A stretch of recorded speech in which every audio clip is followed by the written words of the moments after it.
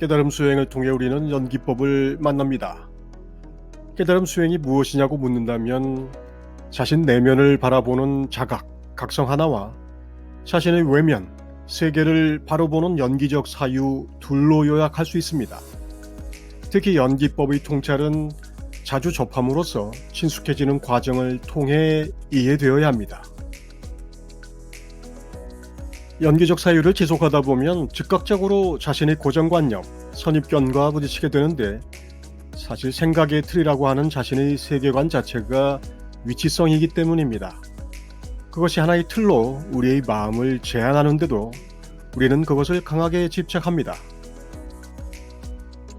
우리는 우리가 강하게 집착하는 그 위치성들이 실제로 어떤 작용을 하는지 잘 알지 못합니다. 우리는 우리가 생각하는 것보다 무지합니다. 더군다나 사람은 스스로 생각하는 경우가 드물고 집단 속에서 사고합니다. 집단적 사고가 맹점을 만듭니다. 지식의 착각이라고 하죠. 우리는 우리가 꽤 많이 안다고 생각합니다. 사실 개인적으로는 아는 게 별로 없으면서도 다른 사람의 머릿속에 든 지식을 자신의 것이라고 여기기 때문입니다. 다른 사람에게 의지하지 않고 오직 자신의 힘으로 얻은 지식이 정말 있습니까? 사람들이 자신의 무지를 헤아리는 경우가 드문 이유는 자신과 같은 생각을 가진 집단 속에서 살아가며 마치 밀폐되어 메아리가 가득한 방에서 계속 듣는 이야기를 반복해 듣는 상황을 벗어날 수 없기 때문입니다. 믿음은 계속해서 공고해질 뿐 도전을 받지 않게 됩니다. 대부분의 우리 견해는 개인의 합리성보다 공동체의 집단 사고에 의해 형성되는데 우리가 이런 견해를 고수하는 것은 집단을 향한 충성심 때문입니다. 집단을 향한 충성은 다시 자기 자신의 근거가 공고해지는 안정감으로 피드백됩니다. 불안을 누를 수 있습니다. 생각의 틀이라는 용어는 굉장히 간단하게 들리지만 이렇듯 집단적 사고의 틀이기도 하고 그것은 인류적 에고의 틀이기도 합니다. 처리하기가 간단하지 않은 규모와 역사를 가지고 있는 셈이죠. 깨달음 공부는 바로 이것에 도전하는 것이기도 합니다. 그중 핵심을 이루는 것이 바로 인과의 법칙입니다.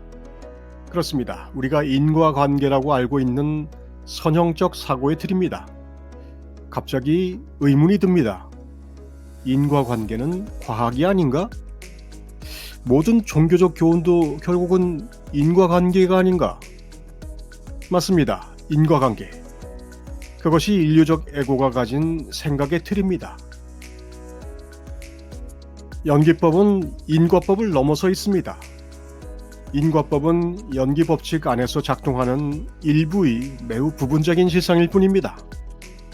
밥을 먹으면 배가 부릅니다. 이것이 인과입니다. 하지만 밥 먹으면 배가 부른 것은 유일한 법칙이 아닙니다. 배가 부를 수 있는 조건은 생각보다 많습니다. 연기 수행이 연기적 사유에 기반한 관찰이고 그것이 사실상의 각성 수행과 동급이라는 점을 초두해서 말했습니다. 이번 동영상에서는 데이비드 호킨스의 나의 눈에 나오는 인과관계에 대한 설명에 토대해 인과율을 어떻게 이해할 것인지 연기법의 관점으로 정리해보고자 합니다. 호킨스는 이렇게 말합니다. 실상에서는 그 어떤 것도 다른 것들을 초래하지 않는다. 모든 것은 자체가 지닌 본질의 표현이며 스스로 존재한다. 그것의 외양은 우주에 있는 다른 모든 것들과 그것이 관찰되는 관점에 의해 좌우된다. 실제로 우리가 경험하는 세계의 모든 것은 존재하는 모든 것의 일부입니다. 일미진중함시방, 한 알먼지에 온 우주가 들어있다는 선언의 비유는 비유가 아니라 사실이라고 말씀드린 적이 있습니다. 모든 존재는 그 어떤 개별적인 개체성이나 독립적인 존재성을 갖고 있지 않습니다. 사실상 세상의 모든 것은 다른 모든 것으로부터 분리된 것이 아니기 때문에 그 존재는 어떤 외적인 원인도 필요하지 않습니다. 어떤 존재는 다른 어떤 것의 결과로서 나타나는 것이 아닙니다. 실상에서 다른 것이라는 것은 존재하지 않습니다. 다른 것이란 우리의 인식의 결과일 뿐입니다. 우리가 주체와 객체라는 인식의 방법을 쓰는 이원적인 세계가 있다고 믿기 때문에 분리된 사건들로 보이는 것들을 설명하기 위해 인과율이라는 설명이 필요한 것이죠. 그것은 설명이 필요한 것처럼 보이지만 만약 우리의 인식 방법이 다를 수 있다면, 즉 세상이 그런 식으로 존재하지 않는다는 것이 입증된다면 인과 법칙은 필요가 없는 셈입니다. 실제로 설명되어야 할 그 어떤 분리된 사건이나 사물은 존재하지 않습니다. 이런 진술이 잘 이해되는 분이 있다면 상상력이 뛰어난 것입니다.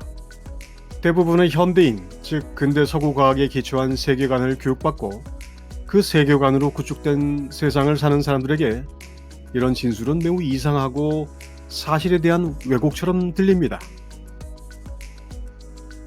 우리가 아는 세상, 우리가 상식으로 이해하는 세상은 원인과 결과를 통해 운영됩니다.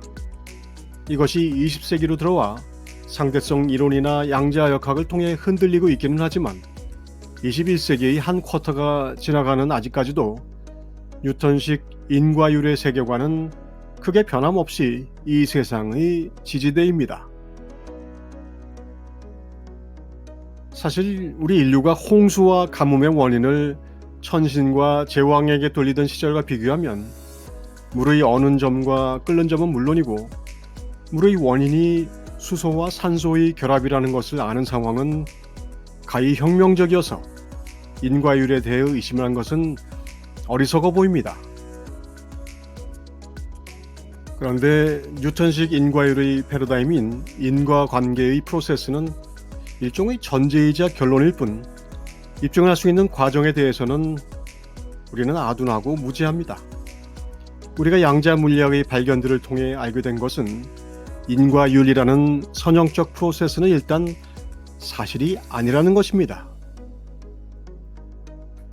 연속되는 사건들을 제대로 관찰한다면 그 사건들은 사실상 표면적인 현상들의 연쇄일 뿐입니다. 그 과정의 진짜 원인을 우리는 알 수 없으며 우리가 연속되는 사건의 일부를 뜯어내어 시작과 끝을 지시하고 규정해야만 원인과 결과라는 것이 만들어집니다. 연속되는 사건의 일부를 베어내어 규정하지 않는 이상 사물과 사건에는 아무런 인과관계가 없습니다. 인과관계라는 개념 자체가 일종의 추상입니다. 내 눈앞의 이 컵은 분명히 존재하지만 머릿속으로 떠올리는 그냥 컵이라고 하는 것은 실제하지 않습니다. 그것이 추상입니다.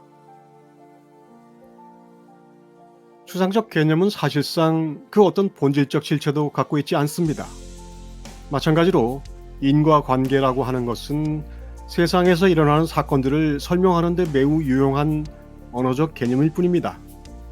우리가 하나의 원인적 사건과 결과적 사건을 베어내고 그것을 설명하는 것은 생활에 유용합니다.